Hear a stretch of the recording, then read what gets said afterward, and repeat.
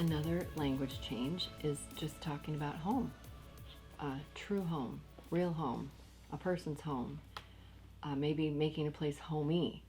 Notice we're actually moving away from the word home-like. When CMS added home-like into the regs years ago, it was meant very well. We need to create a home-like environment. But now because of our movement, we've realized, we don't want home-like. You know, one of our leaders says, do you want food like, or do you want food?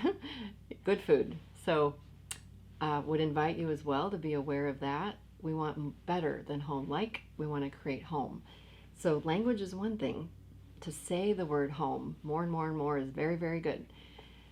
But then to create true home for people is even better. So as an example, if people live here, if you live in your house, you make decisions about the budget. You make decisions what hangs on the wall.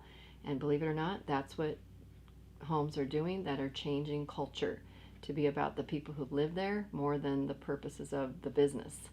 And yes, there are both, but to involve the people who live there in more and more is true home. Now, I mentioned patient. You are in a hospital if you're a patient, and of course you are a patient to your physician. And to be honest, those are really the only two times it needs to be used, if even then. Because even though you're a patient of a hospital, guess what you are first? It's kind of like that person first language again when it comes to labels. We are all people and persons and individuals way before we're a patient. We switched over to resident, CMS did, back in the late 80s and early 90s because people live there. However, even that term isn't used so much anymore. So what are you going to use, right? And to be honest, what I've learned is nobody gets offended if you just refer to the people who live here or the person or the individual. Now, some teams do use the word elder, and it's only meant in the utmost of respect. The Eden Alternative uses elder, and it's beautiful. I, however, have just been around a lot of people who say, even though I'm older, don't call me an elder. And we also have a lot of younger people living in nursing homes and assisted livings all the time. And so I personally have not glommed onto that for those reasons, but your community gets to decide and you get to decide. Now, in your home, do you sometimes have people come for a short stay? I'm guessing you do. We all do, right? And what do we call them? Guests. And so some communities are referring to their rehab guests. How do you like that? The word activities. What do you think of that word? It's really become outdated. It's not really the right word. Kind of like that word intervention. I don't think it was the right word. And so the word activities has sort of become synonymous with groups. But sometimes we don't mean groups, and not everybody even wants groups. And so it's just become kind of a word that doesn't always make sense. So you will start to hear new words. Of course, you've probably heard life enrichment, life enhancement. They're good. You heard me refer to meaningful engagement. The term engagement is being used a lot more. You might even hear someone's title is engagement coordinator. It's different, but it's really getting at the truth of the matter. And another neat term is community life. You have the community life coordinator and the community life team and the community life calendar, or the community calendar. Oh, so good. Whenever you can get life talked about more, that should be the goal, I think, because life is more than care. Care gets talked about mostly in a long-term care situation, right? Person-centered care, resident-directed care. So I invite you to think about care and life, and to maybe somehow switch over to talking more about the life that people are living in this home rather than the care that they're receiving or the care that you're giving. And then we're trying to not say behaviors anymore, not at all, because it tends to be negative. And the word behavior doesn't have to be negative. Like right now I'm having a behavior teaching, and you're having a behavior, learning. And so when someone does something that we would have called behavior in the past, wise people have taught us to think of it as a communication or a message or an unmet need. It's very good. Do any of you get crabby when you're hungry? Good. And then, here's a very negative word. How many of your residents are non-compliant? Wow, and I hope you don't hear that so much anymore. Maybe you do. But do you see what's actually happening? Non-compliant, we now look at as a red flag, that there's actually a choice they want to make that we are not letting them. Think of a physician order to do a certain diet, but I don't want to. And now I'm non-compliant with what the physician's telling me to do? Oh my gosh, no. It's my life and it's my choice. So we have to get much better at meeting people in the middle and mitigating risk. And that's a whole other topic for training. Look at this. She refused the shower. What's the feeling you get? And notice this better replacement, she declined. It's so neat that the word decline has a natural understanding. She had a choice and she declined. It's kind of funny how we say I had to work the floor. What does that really mean? Again, we're just trying to say, be precise. What did you really do? I worked, or, I worked with residents. I passed pills, depending on who you are.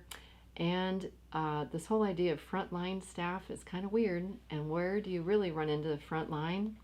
In war. And we don't have to use that language. In fact, I would invite you not to.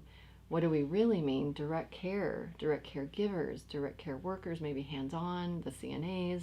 There's much more beautiful words to describe that beautiful work. Sometimes we're talking about beds. We do a lot of talking about beds in long-term care. And who are we dismissing every time we say it?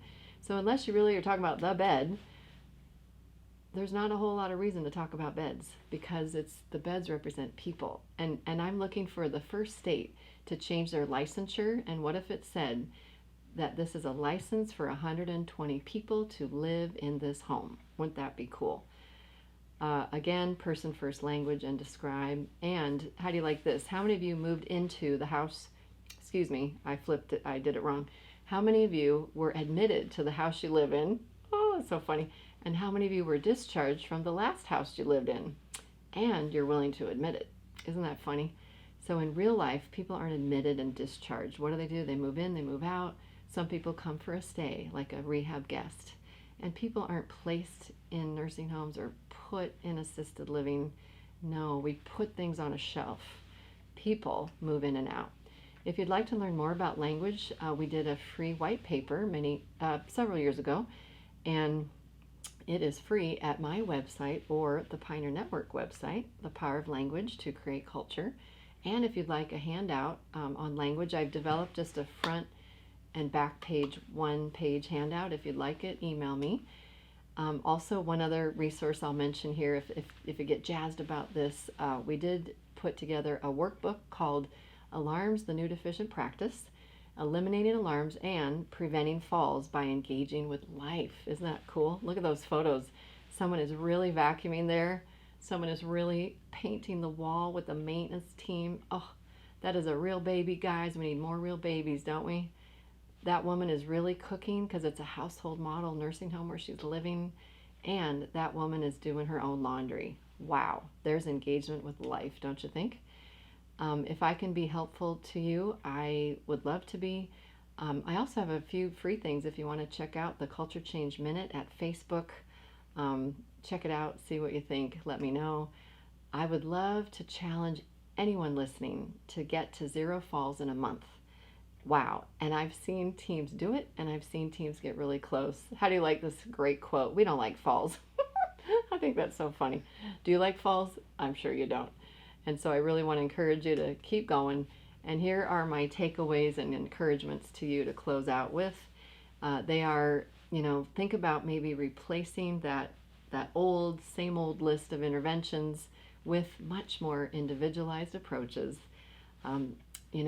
Talk with your team about getting really good at anticipating needs, particularly bathroom needs, and you will see really good outcomes.